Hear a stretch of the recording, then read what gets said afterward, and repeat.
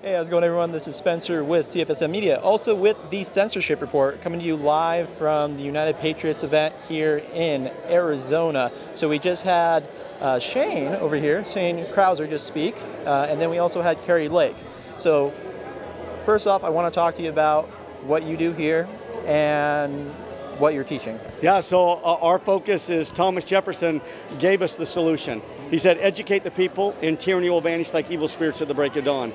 So our foundation is education. That if we can bring people in and teach them about rule of law, we can teach them about the Constitution, we can teach them about limited government, popular sovereignty, what a constitutional republic looks like. Yeah. You empower individuals with the right knowledge, and as they step into their calling, whatever that might be, within the freedom movement, they're now doing it more effectively. So our focus is to raise up individuals, one constitutional advocate at a time, by teaching them correct principles. Now, would you say we have a bloated federal government right now? 100%. 100%. How do we get rid of the bloat? So I think just as important in understanding how to eliminate, it's important to understand how it ultimately arrived at its current, the size that it is. And that happened over quite some time where individuals were being fed a narrative that was simply inaccurate, right? So there's really two positions when it comes to freedom.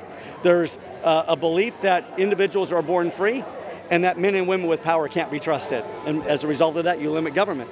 The other side is that men and women aren't born free and that men and women with power can be trusted. So you have two different factions. Of course, I believe men and women are born free and that, hey, listen, if we're going to have government limit their power, but you've had a narrative on the other side that says the only way that you can get free is if government intervenes, steps in, and opens doors for you, which is simply not true. So the way that you fix this problem, it's multifaceted in its approach, but number one, it's educating the people on what the rules ultimately are, right? Because you have a federal government that's bound by a constitution. You have a state and local level bound by the Constitution. You have to first educate the people on what those principles are, and then in turn help us bring in the right people that understand those principles. And so this is going to be a process of checking and balancing, removing individuals that believe in bigger government, and getting people in office that will do what they say. It's not just about, hey, I'm going to DC. It's about, I'm going to DC and I intend to eliminate these bureaucracies. I intend to repeal these laws that are not consistent with freedom. So again, it's a multifaceted approach at both the federal level, getting the right people there, and getting the people the right people at the state and local level. But then at the end of the day, having us, the people, that's where the power begins, put us in a position, mandate the position that we're ultimately in control. They're the servants, we're the bosses. I remember a famous saying, and I'm probably going to butcher it, those who give up freedoms for safety deserve neither. That's right. So I know you talked about undoing all this stuff.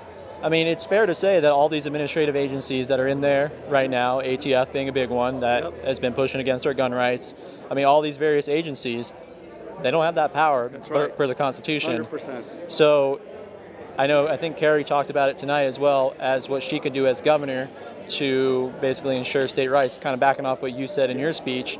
How do we do that on a state level to tell the federal government get lost? That's a great question. So, there's things that can be done at the federal level, but specifically to your question, at the state level, nullification.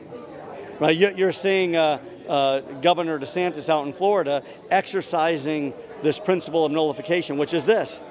If the federal government, whether it's through a bureaucracy, illegitimate bureaucracy, or whether it's through a legislative branch enacting a law and having it signed off by the executive and saying, hey, we're coming into your state to do something. If the law is unconstitutional, they have no authority. And so what has to happen at the state level, whether it's a governor, whether it's state legislature, whether it's down to the school board, is individuals saying, federal government, you are operating outside of your lane. You have no authority to execute the law or regulation you're trying to execute in our state. So that's what we need. That's where I see the revolution, peaceful revolution happening, is if this next election cycle or two, we can get individuals in office at the state and local level that understand this principle, it's game on. Yep. It's game on. And so for me, I'm hopeful because we're seeing some sprinklings of individuals that understand that at the state level. We just want to create more momentum across multiple states. And I think, hey, we got a real shot. We got a real shot to rein in federal government. So the cliff notes for my viewers. Yep. Under the Constitution, what you're talking about, 10th Amendment obviously dictates the separation of powers between the federal government. I think it's what's not immune to or enumerated to the federal government goes to the states. Right.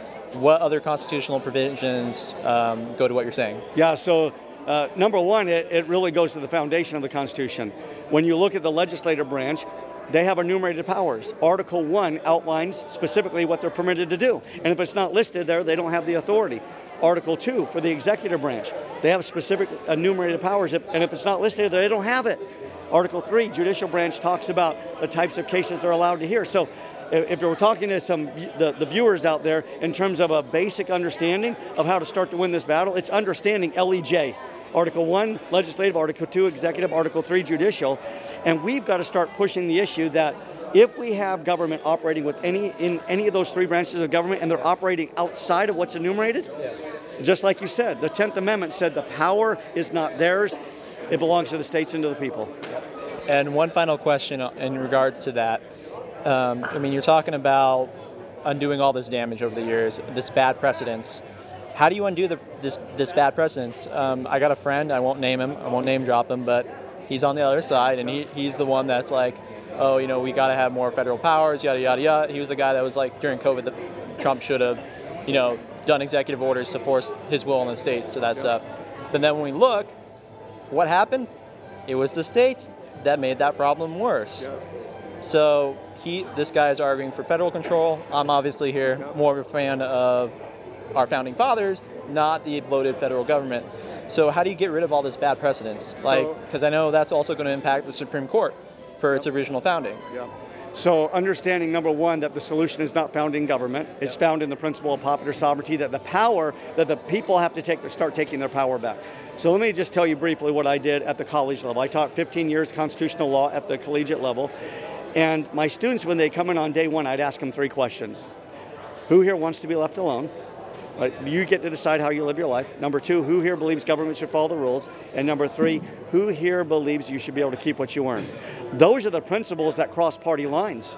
And so for me, this is an issue of bringing people, we have much more in common than there are differences. And as we come together on those principles that I just outlined, everybody agrees on the first 2 principles, being left alone and government following the rules. For me, this is a cultural battle. And if we can fight the cultural battle to bringing people back on the principles that we all agree with, then we start the snowball effect on impacting government. I have something anecdotal to that as well. Me and my buddy Vince, who's behind the camera right now, we were at a protest on Saturday. It was a whole gun control thing that was down there. Funny enough, the guys who were organizing it were CCW the whole time. But we were talking about common ground on how to get people to work together on that, and a lot of people are now realizing that it's the corrupt swamp. It's the uni party that's causing all these problems, that has bloated our federal government, that has done all that stuff. So it's like another piece of that too, making sure we have the right people in office. That's right. And you know, hope for the best. Making sure we have the right people in office. But as we discussed here tonight, where is your allegiance? Is your allegiance to one particular man, right? That might be to the Constitution. Or is it, right? That's for me and you. Our allegiance is to freedom. And I think as we create this groundswell among people who say, okay, there's individuals I'll support in office, but at the end of the day, what am I honoring? What am I pledging allegiance to? Freedom. They work for us, That's right. not the other way around. That's exactly right. Get rid of the corruption, get rid of the Soros-backed stuff. I'm now probably on that list for saying that, but whatever. And my buddy can have a good conversation with you about some of the other stuff afterwards. But hey, Shane, it was really, it was really great. And again, look forward to seeing more of your stuff. Hey, thank you guys. Appreciate it.